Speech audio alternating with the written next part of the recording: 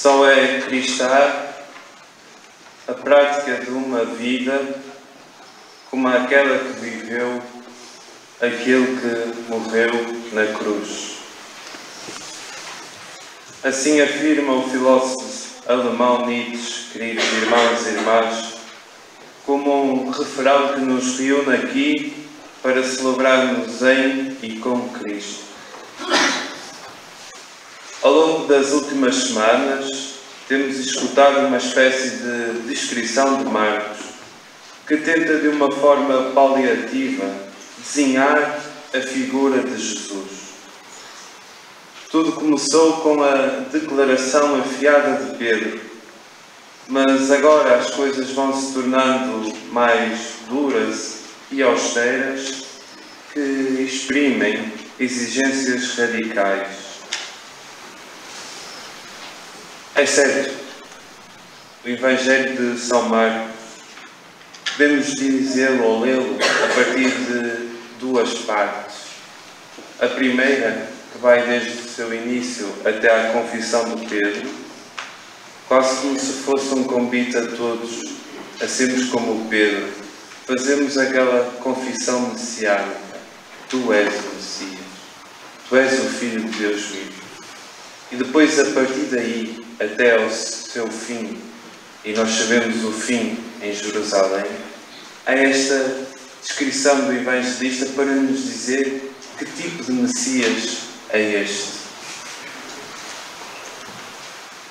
O Evangelho que escutamos é antecedido pelo terceiro e último anúncio da paixão de Cristo. E através dela encontramos, porventura, a chave de compreensão que nos permite acolher o próprio estilo de Jesus. Apesar das definições doutrinárias ou as definições categóricas, em Jesus está expresso um estilo que nunca fica preso a um aparelho religioso. Como assumir o seu estilo e as suas palavras? Aparentemente, os discípulos, ainda inebriados com os milagres, com as curas e até com a tradição messiânica, deixam-se iludir e procuram de uma forma privilegiada tomar parte da sua glória. Todavia, Jesus deixa tudo em claro e, em modo de reunião, ou podíamos dizer, em modo de sínodo, desfaz as suas tentações e procura converter os discípulos para um outro modo de habitar o mundo. Sim, Jesus afirma que será pela fraqueza, será pelo desprendimento, será pelo apagamento que se encontrará a natureza do mistério da sua vida. Assim, Jesus subverte as normas da lógica mundana. O reino que este anuncia está entre o servir e o dar. O mesmo é traduzir que toda a sua pessoa e toda a sua intervenção era como um desejo de um outro mundo, de um fogo para acender em todos os corações.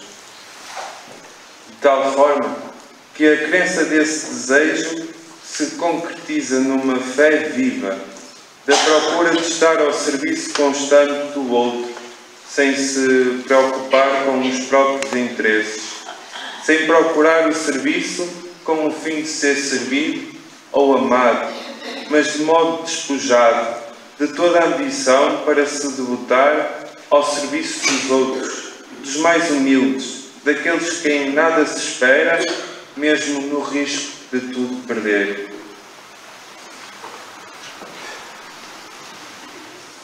Ora, o caminho do Nazareno exprime assim a sua liberdade, que o coloca à imagem dos conceitos idealizados do messianismo, pois nele reconheciam as suas formas diabólicas. É certo, está escrito que ele mesmo teve de resistir às tentações e às vontades de estourar pelo poder uma nova era. No entanto, Jesus reconhece na sua relação com o Pai, o qual atesta o seu cuidado e a sua dedicação, o fundamento da sua vida. O mesmo que tal efeito o fizesse caminhar para a perda de si, com a certeza de poder identificar a verdade de Deus com a figura do amor que aceita ser confundido com a impotência, já que Deus é dom e nunca domínio e submissão.